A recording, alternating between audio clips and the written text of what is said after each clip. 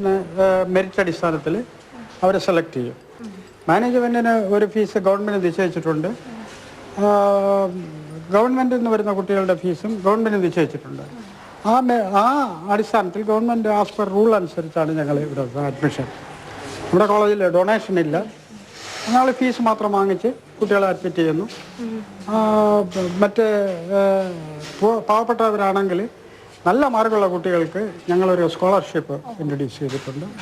അത് പാവപ്പെട്ട കുട്ടികൾക്ക് കിട്ടും. അവർക്കത് അതിൻ്റെ പ്രൂഫ് കാണിച്ച് ഇവിടെ അപേക്ഷ കൊടുത്തു കഴിഞ്ഞാൽ അവർ അത് കൺസിഡർ ചെയ്യും. അങ്ങനെയാണ് മെറിറ്റ് അടിസ്ഥാനത്തിലാണ് ഞങ്ങളുടെ അഡ്മിഷൻ. അത് കൺസോർഷ്യം നടത്തിയാലും ഗവൺമെൻറ്റിലായാലും ഗവൺമെൻറ്റിന് കിട്ടുന്നത് ആ മെറിറ്റ് ബേസിലാണ്. മദ്യപാനത്തിന് അടിമപ്പെട്ടു പോയവർക്ക്, മയക്കുമരുന്നിന് കീഴ്പ്പെട്ടു പോയവർക്ക് ആശ്വാസത്തിന്റെ അല്ലെങ്കിൽ ജീവിതത്തിലേക്ക് തിരിച്ചു കൊണ്ടുവരാൻ ഡി അഡിക്ഷൻ സെന്റർ. ഇത് കേരളത്തിലെ തന്നെ ഏറ്റവും ശ്രദ്ധേയവും വിപുലവുമായ ആശ്വാസ തീരം. അതുപോലെ തന്നെയാണ് ഡി അഡിക്ഷൻ സെന്ററിലെ ചികിത്സാ രീതി. അതുപോലെ അവരെ രോഗികളെ അഡ്മിറ്റ് ചെയ്യുന്നതിലും എന്തെങ്കിലും? രോഗികളെ അഡ്മിറ്റ് ചെയ്യുന്നത് സാധാരണ അവിടുത്തെ അഡ്മിഷൻ ഗ്രൂപ്പുകൾ, സെൽഫ് ഹെൽപ്പ് ഗ്രൂപ്പ്, പഞ്ചായത്ത്, അതുപോലെ തന്നെ സാമൂഹിക പ്രവർത്തകർ, മതസ്ഥാപനങ്ങൾ, അവർ പ്രൊമോട്ട് ചെയ്ത് വരുന്ന പേഷ്യൻസ്, അവർക്ക് 1 മാസമാണ് ഇവിടുത്തെ ട്രീറ്റ്മെൻറ്റ് പീരീഡ്. 1 മാസം ഇവിടെ താമസിച്ച് അവരെ പൂർണ്ണമായി ഭേദമായാൽ മാത്രമേ വിടുകയുള്ളൂ. ലഹരി ഉപയോഗവും ഒരു രോഗമാണ്. ആ രോഗം മറ്റു രോഗങ്ങളെപ്പോലെ തന്നെ ചികിത്സിച്ച് മാറ്റാവുന്നതാണ്. പ്രധാനമായിട്ട് കൗൺസിലിംഗ് ആണ് അതിൻ്റെ ഒരു ആസ്പെക്ട്. പിന്നെ മെഡിസിനുണ്ട്. ആരോഗ്യം മറ്റ് എന്തെങ്കിലും പ്രോബ്ലം കാണുന്നുണ്ടെങ്കിൽ അതും അനലൈസ് ചെയ്തിട്ടാണ് അവരുടെ ട്രീറ്റ്മെൻറ്റ് പോകുന്നത്. ഇത് ഗവൺമെൻറ് ഓഫ് ഇന്ത്യ സപ്പോർട്ട് ചെയ്യുന്ന ഒരു സ്ഥാപനമായതുകൊണ്ട് അവർക്ക് ഒരു തുച്ഛമായ എമൗണ്ട് ആഹാരത്തിന് മാത്രം അടച്ച് ചികിത്സയാണ്. സാധാരണ ചികിത്സയ്ക്ക് ഒരു 30,000 രൂപയെങ്കിലും ചിലവ് വരുന്ന ചികിത്സയാണ്. പക്ഷെ അങ്ങനെ ഇത് വളരെ നോർമലായിട്ടുള്ളൊരു ഫുഡ് എക്സ്പെൻസ് മാത്രമേ ചാർജ് ചെയ്യുന്നുള്ളൂ. 1 മാസം ഇവിടെ കിടക്കണം. എന്നാൽ മാത്രമേ ഞങ്ങൾ അത്തരം കേസുകൾ മാത്രമേ ചികിത്സിക്കാറുള്ളൂ. സാധാരണ 30 ബെഡാണ് ഞങ്ങൾക്ക് അനുവദിച്ചിട്ടുള്ളത്. പക്ഷേ ഇവിടെ അതിൻ്റെ ഡബിളും ട്രിപ്പിളും പേഷ്യൻസ് വരുന്നവരെ ഞങ്ങൾ കൺസിഡർ ചെയ്ത് ഉൾക്കൊള്ളാൻ പറ്റാത്ത വരുന്നുണ്ട്. ഒരു ഉൾക്കൊള്ളാൻ പറ്റാത്ത തരത്തിലുള്ള പേഷ്യൻ്റ് ഫ്ലോ ആണ്. അപ്പോൾ ഞങ്ങൾ അതിൻ്റെ എക്സ്പാൻഷൻ ചിന്തിക്കുന്നുണ്ട്. അതിന് അനുബന്ധമായിട്ട് കുറച്ചൊരു റിസർച്ച് ആൻഡ് സ്റ്റഡീസും കൂടി ചെയ്യുന്നുണ്ട്. സാധാരണ ഈ ലഹരിയിൽ വരുന്ന ആളുകളെല്ലാം ഒരു തരത്തിലും മറ്റൊരു തരത്തിൽ രോഗമുള്ളവരാണ്, പ്രോബ്ലം ഉള്ളവരാണ്. കോടതി കേസ്, കുടുംബകലഹം, ഡൈവോഴ്സ്, അതുമെല്ലാം പരമാവധി ഞങ്ങളെ കൗൺസിലിങ്ങിലൂടെ റീയൂണിയൻ ചെയ്ത് ഫാമിലി കൂടെ അഡ്മിറ്റ് ചെയ്യും. അവരെ കൂടെ ഈ കുടിക്കുന്ന ആളിനല്ല രോഗം, കുടിക്കാത്ത ആളിനാണ് കൂടുതൽ രോഗം, മാനസികമായിട്ട് തകർന്നത്. അപ്പോൾ അവരെയും കൗൺസിലിംഗ് ചെയ്ത് നേർ വഴിക്ക് കൊണ്ടുവരികയാണ്.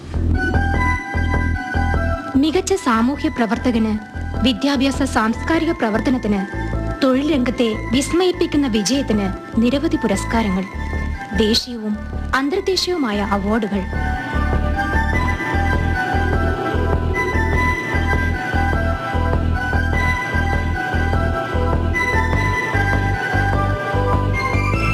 ഡയൽവ്യൂ എന്ന ശ്രദ്ധേയമായ പ്രസ്ഥാനത്തിന്റെ സ്ഥാപകനും ഡയറക്ടറുമായ ക്രിസ്തുദാസ് തന്റെ 61-ാം വയസ്സിലും സാമൂഹ്യ സേവനത്തിന്റെ വൈവിധ്യമാർന്ന പ്രവർത്തനവുമായി പുനലാൽ ഗ്രാമത്തിലൂടെ യാത്ര ചെയ്യുന്നു. സാറിന്റെ ഒരുപാട് വർഷത്തെ പ്രവർത്തനത്തിന് ഈ സോഷ്യൽ വർക്കിൽ ഒരുപാട് പുരസ്കാരങ്ങൾ ലഭിച്ചിട്ടുണ്ടല്ലോ. ഏതൊക്കെയാണ്? ഞാൻ ഏതാണ്ട് 55ഓളം അംഗീകാരങ്ങൾ കിട്ടിയിട്ടുണ്ട്. പ്രധാനമായിട്ട് Indira Gandhi Sadbhavana award, Vijayaratna award, best citizen of India award, പിന്നെ സംസ്ഥാന ഗവൺമെൻറ്റിൻ്റെ ലഹരി വിരുദ്ധ ചികിത്സയ്ക്കുള്ള അവാർഡ് കിട്ടിയിട്ടുണ്ട്. പിന്നെ പൂവർമാൻ കൗ എന്ന് പറഞ്ഞ ആട് വളർത്തലിന് അതിന് ഇൻ്റർനാഷണൽ ഒരു അവാർഡ് കിട്ടിയിട്ടുണ്ട്. ബയോഗ്യാസ് പ്ലാന്റ് വെച്ച് നടത്തി നല്ല ഇംപ്ലിമെൻ്റർ എന്നുള്ള അവാർഡ് കിട്ടിയിട്ടുണ്ട്. അങ്ങനെ ചെറുതും വലുതുമായിട്ട് ഏതാണ്ട് 50-55ഓളം അവാർഡുകൾ കിട്ടിയിട്ടുണ്ട്. ഡയൽവ്യൂവിൻ്റെ കീഴിൽ ഏതൊക്കെ പ്രസ്ഥാനങ്ങളാണ് ഇവിടെ ഉള്ളത്? ഡയൽവ്യൂവിൻ്റെ കീഴിൽ ഇപ്പോൾ നടന്നുകൊണ്ടിരിക്കുന്ന ഇവിടുത്തെ ക്യാമ്പസ് പ്രസ്ഥാനങ്ങൾ ഡേ കെയർ മുതൽ ഹൈസ്കൂൾ വരെ വിദ്യാഭ്യാസ സ്കൂളുണ്ട്. പിന്നെ പാരാമെഡിക്കൽ ഡിപ്ലോമ കോളേജ് നടക്കുന്നുണ്ട്. ഡിപ്ലോമ ഒരു കോഴ്സ് നടത്തുന്നുണ്ട്, health inspector course. Pharmacy college BPharm കഴിഞ്ഞ 9 വർഷമായിട്ട് നടക്കുന്നു. അതിപ്പോൾ PG MPharm വന്നിട്ടുണ്ട്.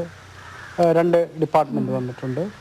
പിന്നെ ആയുർവേദ രംഗത്ത് ഞങ്ങളൊരു ഇടപെടൽ നടത്തിയിട്ടുണ്ട്. Agriculture Ayurveda plant production nursery വെച്ചിട്ടുണ്ട്. അത് കർഷകർക്ക് കൃഷി ചെയ്യാനായിട്ടുള്ള ഇൻപുട്ട് നമ്മൾ കൊടുക്കുന്നുണ്ട്. ഇവിടെ മാനുഫാക്ചറിങ്ങിൽ ഒരു ആയുർവേദ ഓയിൽ പ്രൊഡക്ഷൻ ഞങ്ങൾ സ്റ്റാർട്ട് ചെയ്ത് വെച്ചിരിക്കുകയാണ്. അതിന് ലൈസൻസ് ആയതിനു ശേഷം കുറച്ചുകൂടി ലാർജ് സ്കെയിലിൽ മുമ്പോട്ട് പോകും. സ്ത്രീകൾക്ക് കുട്ടികൾക്കും വേണ്ടിയുള്ള സ്കിൽ പരിശീലന പരിപാടികൾ ഇവിടെ നടക്കുന്നുണ്ട്. കൂടാതെ അനിമൽ ബ്രീഡിങ്ങിലും മറ്റു കാര്യങ്ങളിലുമൊക്കെ നീഡ് ബേസ് ആയിട്ടുള്ള പരിശീലനം ഇപ്പോൾ നൽകിക്കൊണ്ടിരിക്കുകയാണ്. ഇനി എന്തൊക്കെയാണ് സാറിൻ്റെ ലക്ഷ്യങ്ങൾ, ആഗ്രഹങ്ങൾ? ഇവിടെ എൻ്റെ സ്കൂളിനെ ഒരു ഹയർ സെക്കൻഡറി സ്കൂളായിട്ട് കൊണ്ടുവരണം. കാരണം ഹയർ സെക്കൻഡറി പഠിച്ചാൽ നേരിട്ട് പിന്നെ ഫാർമസിയിലോട്ട് കയറാം.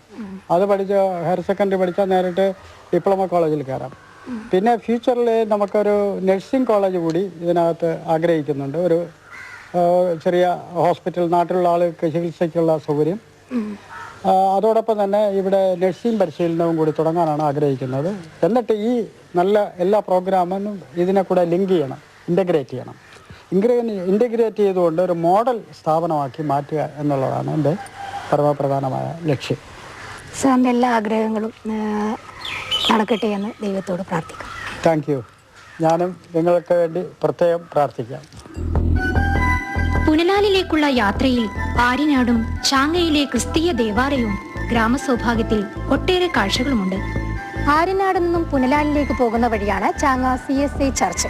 1918 ഈ ചർച്ച് പണി കഴിപ്പിച്ചത്.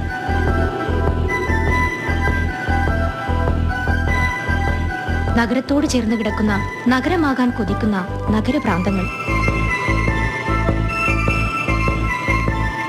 ഇന്നത്തെ യാത്ര തീരുന്നത് അരുവിക്കരയിലാണ്. അരുവിക്കര അണക്കെട്ടിൽ നിന്നാണ് തലസ്ഥാന നഗരിക്ക് കുടിവെള്ളം എത്തുന്നത്.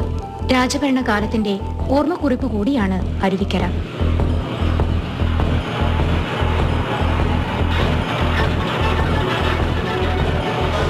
ഫ്രെയിംസ് ഓഫ് കേരളയുടെ ഇന്നത്തെ യാത്ര ഇവിടെ അവസാനിക്കുന്നു.